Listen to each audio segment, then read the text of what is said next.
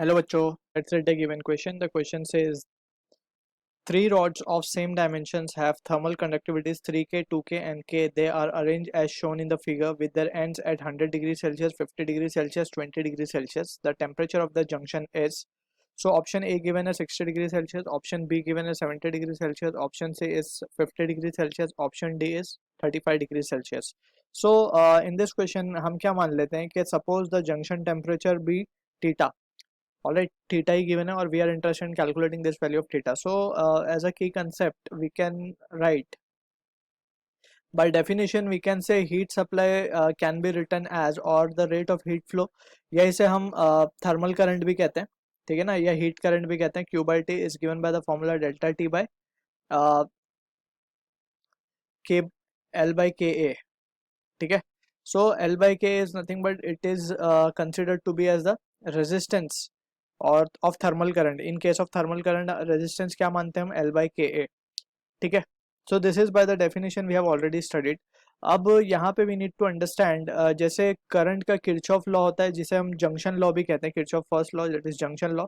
उसमें क्या कहा गया है, that is current coming towards the junction. Let's say दो करंट आ रहे हैं junction and it will be equals to, या बेसिकली हम इसे अगर ए वन लाइनर स्टेटमेंट कहें, so junction summation of current at any junction is zero, ठीक है.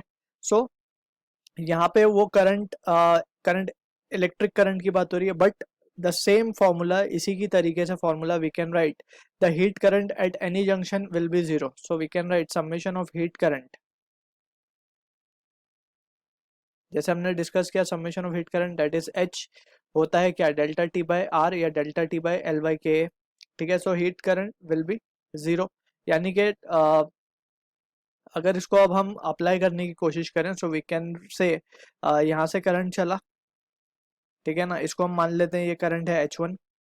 सो ये करंट हो जाएगा हमारा H2 and this current will be H3. So what we can write is, हम लिख सकते हैं कि H1 plus H2 plus H3 will be equals to zero. So यहाँ पे also we need to be careful with the sign convention. H1 को हमने it is coming towards the junction, उसको अगर हमने पॉजिटिव लिया है तो करंट लिविंग द जंक्शन हम उसे नेगेटिव लेंगे. So this will be minus and this will also be minus, ठीक है. अब हम वैल्यू सब्सटीट्यूट करते हैं. H1 को क्या लिख सकते हैं हम, 100 माइनस थीटा अपॉन आर क्या है हमारा, L बाई के. डायमेंशन सेम है, सो L लेंथ और जो एरिया ऑफ क्रॉस सेक्शन है वो सेम रहेगा. So we can write it as to be, इसका thermal conductivity 3K, so 3K A हो जाएगा.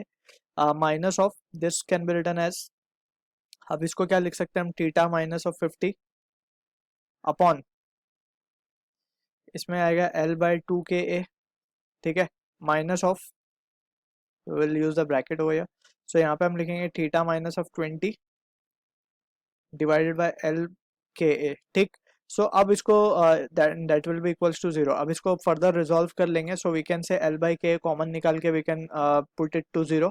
सो ये वैल्यू हो जाएगी 3 into 100 minus theta minus 2 into theta minus 50 minus theta minus 20 and that will be equals to 0. So finally we can say 300 minus 3 theta minus of 2 theta plus of 100 minus theta plus 20 and that will be equals to 0. अब अगर इसे resolve कर दें, so minus 6 theta और ये हो जाएगा equals to, और जस्ट हम कह सकते हैं प्लस ऑफ 420, ठीक है.